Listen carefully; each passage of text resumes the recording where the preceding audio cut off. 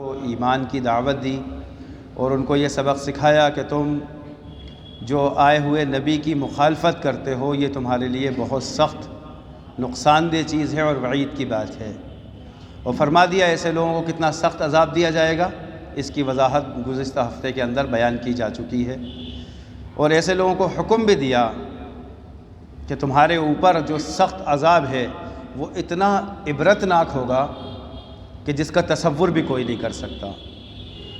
حضرت حسن بصری رحمۃ اللہ علیہ کا قول ہے کہ روزانہ تقریباً 10,000 مرتبہ سخت عذاب کا مزہ چکھایا جائے گا ایسے لوگوں کو جو قرآن کی آیت کو جان بوجھ کر جھٹلاتے ہوں۔ اس میں اہل کتاب بھی داخل ہیں اور اس میں وہ لوگ بھی داخل ہیں جنہوں نے ہمارے عمومی معاشرے کے اندر کفر اختیار کیا ہوا ہے، جانتے بوجھتے اس کا انکار کر رہے ہیں۔ لہٰذا ان کے لیے بھی یہ سزا ہے کہ اللہ تعالیٰ ان کی جلدوں کو بار بار بدلیں گے اس وجہ سے تاکہ ان کو عذاب زیادہ ہو سکے، اور ان کے لیے سب سے بدترین ٹھکانہ جہنم ہوگا۔ اب آگے کا جو ذکر ہے وہ ان ایمان والوں کے لیے ہے جو اللہ پر، اس کے رسول پر بنا دیکھے ایمان لے کر آئے ہیں۔ کوئی ایمان والا یہ نہیں کہتا کہ میں نے اللہ کو دیکھا ہے یا اس کے رسول کو دیکھا ہے۔ اس وقت صحابہ کی بات الگ تھی کہ صحابہ تو اللہ کے رسول صلی اللہ علیہ وسلم کو براہ راست دیکھ رہے تھے، وحی کا نزول ان کے سامنے تھا، وحی کے اوپر نازل ہونے پر کیا کیفیت تھی وہ کیفیت بھی ان کے سامنے تھی۔ لیکن ہم تو بہت بعد والے ہیں، تو اس لیے احادیث کے اندر ان بعد والے ایمان والوں کی فضیلت کو اور بڑھا دیا گیا، ان پر سلام بھی بڑھایا، ان کے اوپر مدد بھی بڑھائی۔ کیوں؟ یہ سب کچھ غائبانہ ہے، جنت دیکھی نہیں، جہنم دیکھی نہیں، قبر کا عذاب صرف سنا ہے حضرت محمد صلی اللہ علیہ وسلم کی احادیث میں، دیکھا کسی نے نہیں، لیکن ہمارا اس پر ایمان ہے کہ یہ یقینی چیز ہے اور یہ ہو کر رہے گی۔ لہٰذا جو ایمان والے ہیں ان کی فضیلت بیان کی کہ والذین آمنوا، اور وہ لوگ جو ایمان لے کر آئے، وعملوا الصالحات، اور نیک اعمال کیے۔ یہ دو شرط ہیں، کیونکہ ایمان بیان کرنے کے ساتھ اعمال صالحات بیان کرنا لازم ہے۔ وہ مومن ہو ہی نہیں سکتا جو نیک عمل نہ کرے۔ یہ مومن ہونے کی علامت ہے کہ ایمان لانے کے بعد کوئی نیک عمل سے چھوٹ جائے۔ ایسا ہو سکتا ہے کہ یہ ناممکن سی بات ہے کہ ایمان لائے نماز نہ پڑھے، ایمان لائے زکوٰۃ نہ دے، ایمان لائے حج نہ کرے استعداد ہونے کے بعد، ایمان لائے روزے نہ رکھے، کہ یہ ناممکن سی بات ہے کہ ایسا کوئی ایمان والا نہیں کر سکتا۔ بلکہ ایمان والے کی شان یہ ہے کہ اس کا ایمان تقاضا کرتا ہے نیک عمل کرنے پر اور آمادہ کر دیتا ہے۔ اللہ کے رسول نے فرمایا کہ وہ شخص مومن نہیں ہو سکتا کہ جو خود پیٹ بھر کے کھائے اور اس کا پڑوسی بھوکا رہے، یعنی وہ کسی کو بھوکا بھی نہیں دیکھ سکتا۔ یہ اعمال صالحات ہیں۔ یہ کون سے اعمال ہیں؟ نیک اعمال ہیں، کہ نیک اعمال اس کے ایمان کو بڑھاتے ہیں اور اس کا ایمان نیک اعمال پر بڑھاتا ہے۔ یہ لازم و ملزوم ہے کہ ایمان ہو اور نیک اعمال نہ ہو، کہ ناممکن سی بات ہے۔ لہذا والذین آمنوا، وہ لوگ جو ایمان لائے، وعملوا الصالحات، نیک عمل کرتے رہے، تو ان کے لیے کیا ہے؟ سندخلہم جنات تجری من تحتها الانہار خالدین فیہا ابدا، کہ ہم ان کو عنقریب ایسی جنت میں داخل کریں گے کہ جس کے نیچے نہریں بہری ہوں گی، نہریں جاری ہوں گی، انہار، کیا اس کے نیچے نہریں جاری ہوں گی، اور خالدین فیہا ابدا، یہ ہے وہ مجزا، یہ ہے وہ نعمت، اور یہ ہے وہ خوشخبری، خالدین فیہا ابدا، کہ ایمان والوں کو جنت میں داخل، نہریں، لیکن خالدین فیہا ابدا، ہمیشہ ہمیش، کبھی باہر نہیں نکالا جائے گا کہ چلو جی بہت ہو گیا اب جاؤ باہر، کہ نہیں، یہ لازمی ہے خالدین، اور خلد کے معنی آتے ہیں ہمیشہ ہمیش کی جنت، ہمیشہ ہمیش کا ٹھکانہ، کہ ان کو جنت سے نکالا نہیں جائے گا، کہ بلکہ یہ ہمیشہ جنت میں رہیں گے اور انہی نعمتوں میں رہیں گے، اور جس کے نیچے نہریں جاری ہوں گی،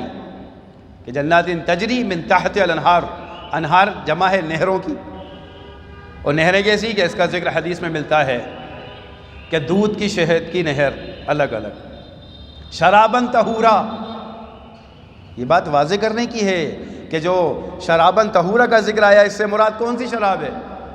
ایک پڑھے لکھے مسلمان نے یہ اعتراض کیا کہ دنیا میں آپ کہتے ہو کہ یہ سب چیزیں عیاشی کی ہیں، شراب کا پینا، کثرت ازواج کا رکھنا، عورتوں کا رکھنا، اور جنت میں آپ خود وعدے کرتے ہو یہ قرآن میں حدیث میں کہ اتنی حوریں ملیں گی اور یہ شرابن طہورا پیئیں گے۔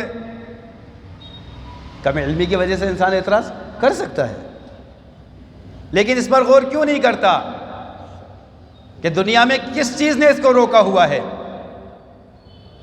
چاہے شراب پیے، چاہے پانی پیے، کس نے روک دیا ہے؟ کوئی بتائے کس نے روکا ہے؟ اختیار ہے، اپنا مال کماتے ہیں، عقل دی ہے، جاویں شراب کی دکان پہ کھڑے ہوں، باٹل کھولے پی لے، کس چیز نے روک دیا؟ اس اللہ نے۔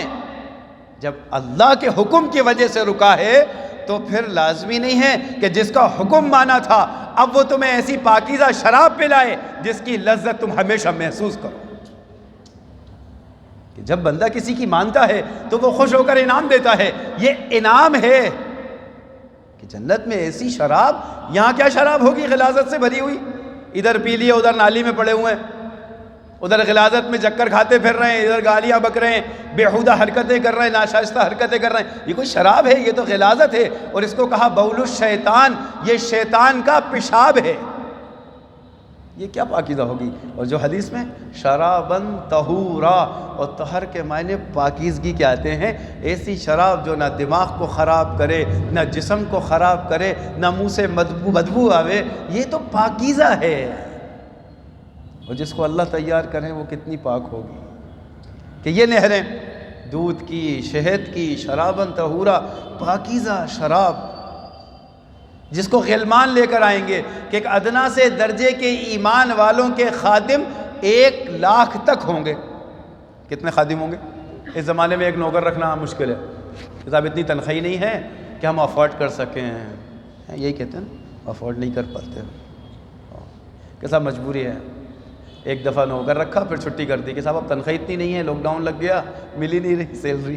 ایک نوکر اس زمانے میں رکھنا مشکل، وہاں ہر ادنا سا درجہ بیان کر رہا ہوں میں، ادنا سا ایمان والا جس کا سب سے چھوٹا درجہ ہوگا 1,00,000 غلمان، وہ نوجوان خدام۔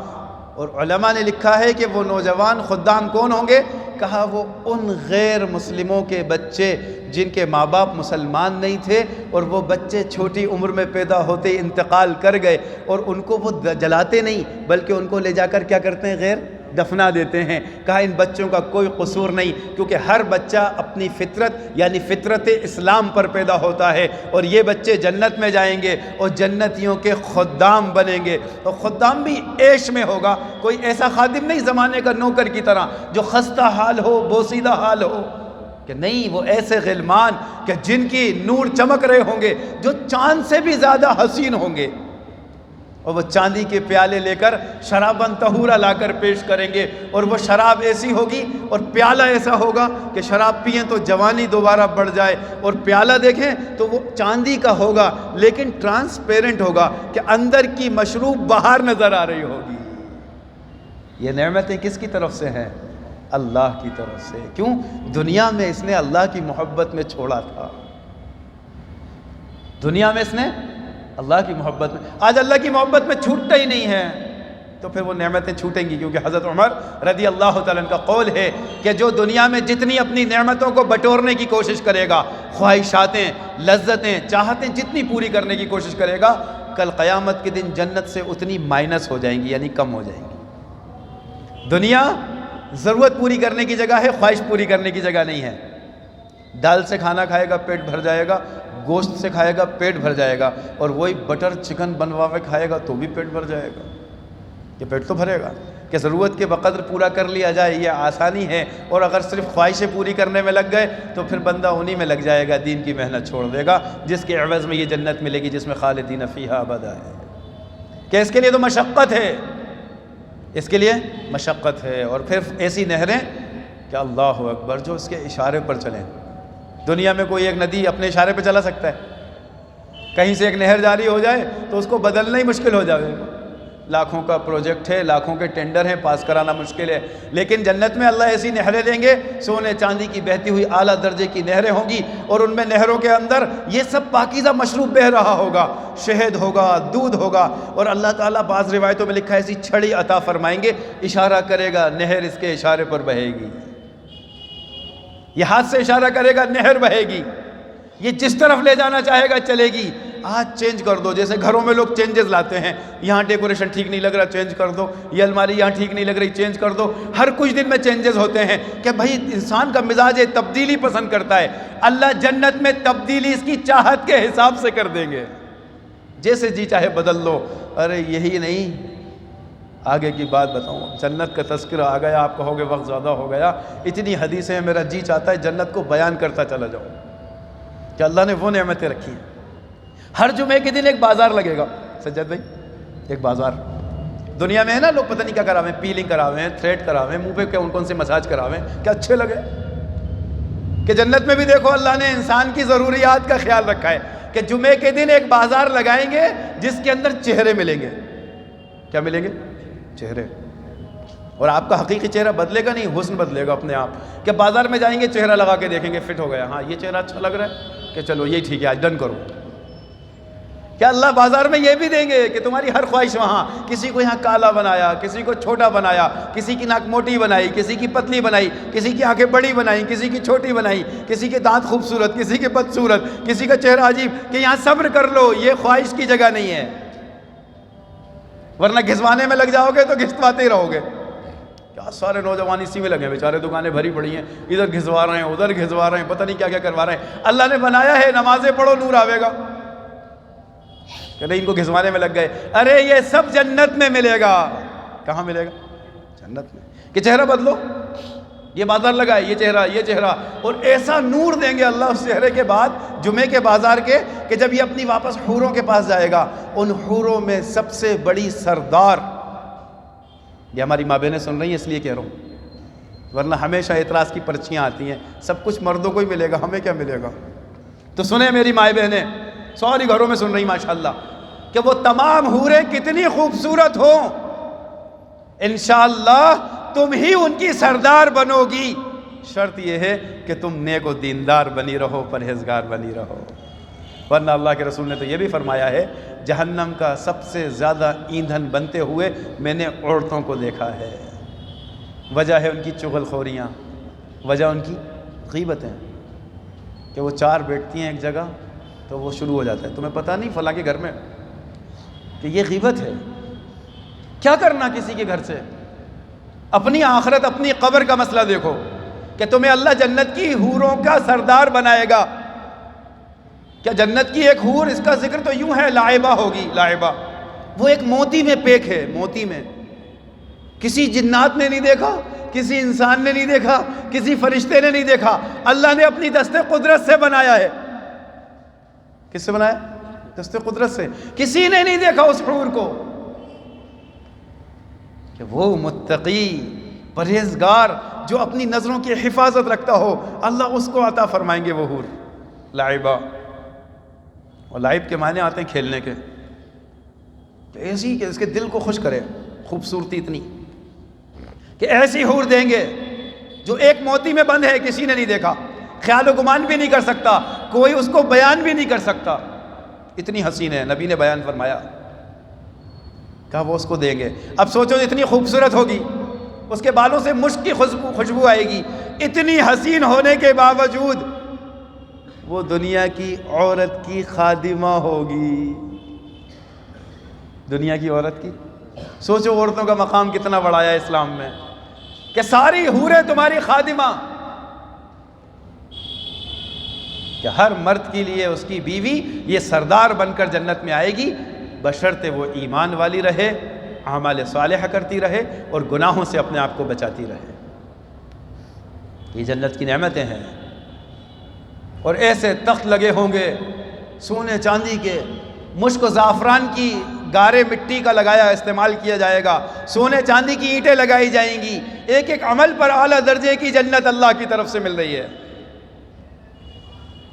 پھر فرمایا فَبِأَيِّ آلَاءِ رَبِّكُمَا تُكَذِّبَانِ، کہ تم اپنے رب کی کون کون سی نعمتوں کو جھٹلاؤ گے، یہ سب نعمتیں تمہارے رب کی طرف سے تیار کردہ ہیں، کس کے لیے؟ متقیوں کے لیے، جو پرہیزگار ہوں۔ کیا ہوں؟ پرہیزگار، کہ تقوی اختیار کریں، دنیا کے گناہوں سے بچو۔ یہ چند منٹوں کا گناہ ہے، یہ تھوڑی سی دیر کی لذت ہے، پھر آخرت کا عذاب ہے۔ چند گھونٹ شراب کے پیے، کہیں پڑے، صبح اتر گئی، زنا کیا، بدکاریاں کی، چوری کی، جھوٹ بولا، غیبت کی، ڈانکا ڈالا، چند لمحے کا مال کتنا ہی بٹورا، چند لمحے کا سب ختم۔ کل من علیہ فان، سب مٹے کر رہے گا، کسی کو دوام نہیں ہے، کسی کو دوام نہیں ہے۔ کتنا ہی خوبصورت بنگلہ بناؤ، کسی کا خون اس میں بھر کر، کسی کا مال ہڑپ کر، کسی کی آبرو ریزی کر کے کتنا حسین بنگلہ بنا لو، فنا ہو کر رہے گا۔ باقی رہنے والی آخرت، باقی رہنے والے اس کے اعمال، باقی رہنے والی آخرت کی وہ نعمتیں، جنت ہو یا جہنم ہو۔ تو اس کی تیاری کے لیے فرمایا ایمان والوں سے کہ وہ ایمان والے جو نیک اعمال کریں، ہم ان کو قریب جنت میں داخل کریں گے، ایسی جس میں نہریں جاری ہوں گی، فیہا ابدا، ہمیشہ ہمیشہ اس میں رہیں گے۔ کیوں؟ اور ساتھ میں فرمایا لہم فیہا ازواج مطہرہ، ان کے لیے پاکیزہ بیویاں ہوں گی اس کے اندر۔ کیا ہوں گی؟ پاکیزہ بیویاں۔